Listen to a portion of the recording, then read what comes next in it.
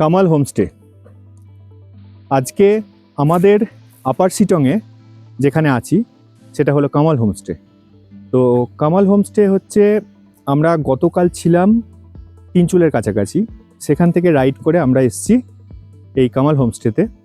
কামাল হোমস্টেটা কেমন দেখাই, এটা মোটামুটি এগুলো সবই আশেপাশে যা রয়েছে এই কটেজ টাইপের, রাস্তা থেকে ওপর দিকে পার্কিংয়ের জন্য জায়গা এদিকে রয়েছে রাস্তার পাশেই। তো অ্যাম্বিয়েন্সটা দেখাই ওপরে, ভাড়ার কথা পরে বলছি।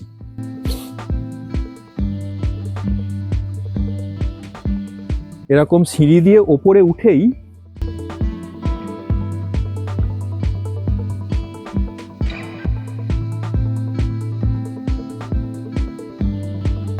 ওপরে উঠলেই আমরা এরকম একটা বিশাল চাতাল দেখতে পাবো। একদম ওই প্রান্ত থেকে এই প্রান্ত একটা বিশাল চাতাল রয়েছে, এবং সেই ঘেঁষে রয়েছে অনেকগুলো পরপর ঘর।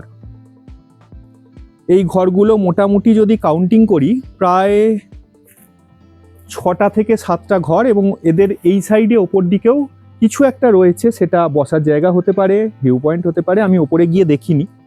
বাট সব থেকে বড় যেটা, আজকে আমার হাতে টাইম কম, একটা রুম ট্যুর প্রথমে করিয়ে নিই, রুমগুলো কেমন।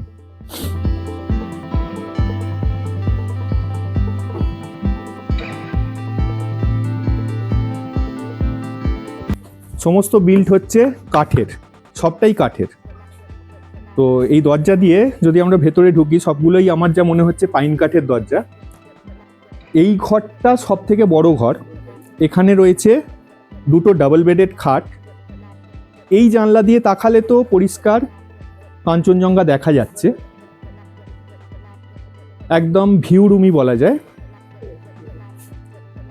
তো জানলা খুললেই আমরা দেখতে পাচ্ছি কাঞ্চনজঙ্ঘা।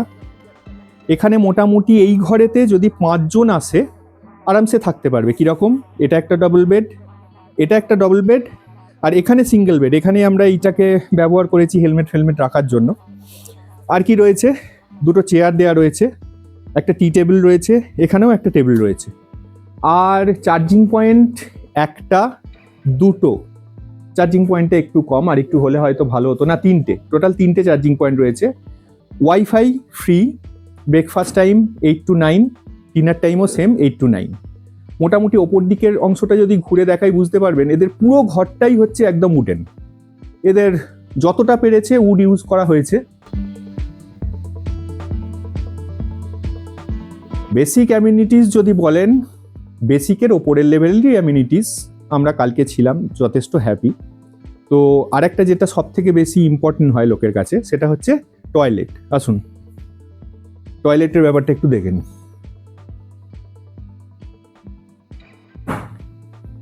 এখানে সব জায়গাতেই 10 লিটারের একটা গিজার থাকার পর সবগুলোতেই কিন্তু জয়েন্ট, মানে গরম জল ঠান্ডা জলের ট্যাপ কিন্তু সব জায়গাতেই রয়েছে, এমনকি বেসিনেও রয়েছে। আর এদিকে রয়েছে, যদি ঘুরিয়ে নিই, এখানে একটা ওয়েস্টার্ন কমোড রয়েছে, হুক রয়েছে, হ্যান্ড শাওয়ার রয়েছে, আর এখানে রয়েছে একটা আয়না। তো মোটামুটি পরিষ্কার, একদম মোটামুটি নয়, একদম নিট অ্যান্ড ক্লিন, পরিষ্কার পরিচ্ছন্ন টয়লেট, কোনো অসুবিধা নেই। ওভারঅল যদি রেটিং দিতে হয়, তো আমি আমার তরফ থেকে আউট অফ 10 এটাকে 8.5 রেটিং দেবো।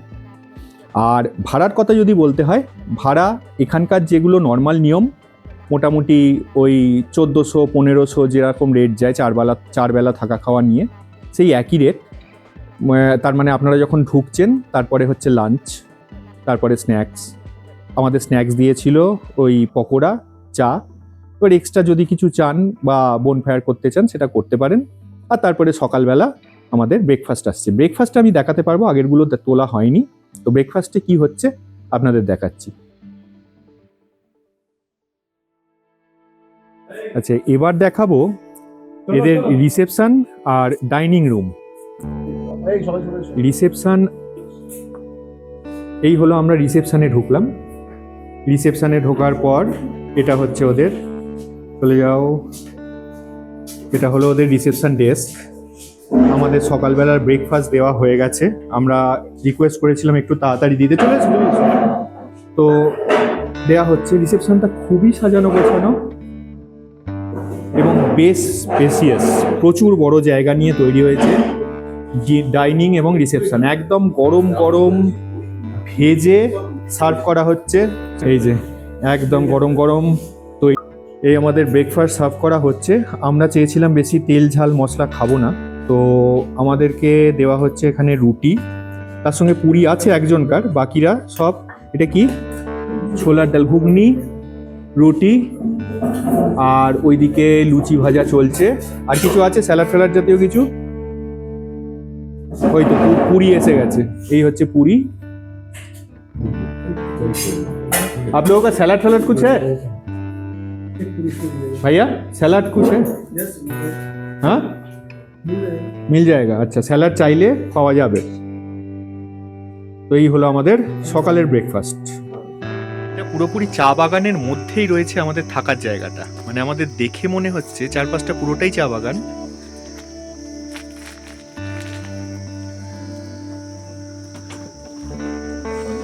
আমার যেটা দেখে মনে হচ্ছে যে এই এস্টেটটা যদি না থাকতো তাহলে এটা পুরোটাই একটা, জানি রোদ্দুরে দেখা যাচ্ছে না মনে হচ্ছে, এটা যদি না থাকতো তাহলে এটা পুরোটাই চা বাগানই হতো। মানে চা বাগানটাকে, চা বাগানের একটা জায়গাকে ইউজ করে সামনের অংশটাকে এখানে থাকার জায়গা বা হোমস্টে বানানো হয়েছে। চা বাগান অবশ্যই কিছুটা নষ্ট হয়েছে পর্যটকদের জন্য, বাট আমরা এসে থাকতে পারছি চা বাগানের মধ্যে, এটা একটা পাওনা বটে।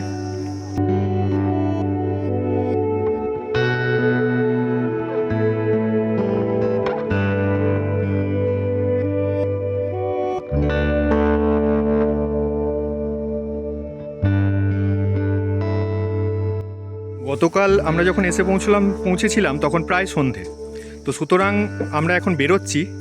বেরোনোর সময় এটা অভ্যর্থনা না হয়ে বিদায় অভ্যর্থনা বলাটা বরঞ্চ বেশি ভালো। আমাদের কমল হোমস্টেতে বিদায় অভ্যর্থনা চলছে।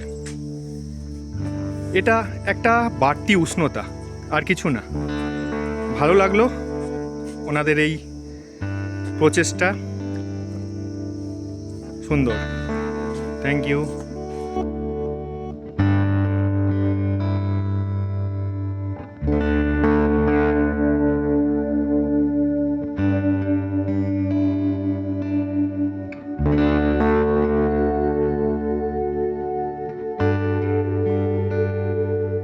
আমাদের গাড়িটা যেখানে ব্রেকডাউন হয়েছে ঠিক তার আশেপাশে আরও কয়েকটা হোমস্টে রয়েছে। তো আমি হাতে যখন সময় আছে একটু ইনফরমেশন শেয়ার করার চেষ্টা করি। এটা একটা হোমস্টে, নাম মেঘবালা কটেজ। ফোন নাম্বার দেখা যাচ্ছে আশা করি, ডান দিকেরটা একটু কেটে যাচ্ছে। তো যাই হোক, এখানেও এইরকম কটেজ সিস্টেমে ঘরবাড়ি রয়েছে। রাস্তা থেকে বেশ খানিকটা উঁচুতে সিঁড়ি দিয়ে উঠতে হয়।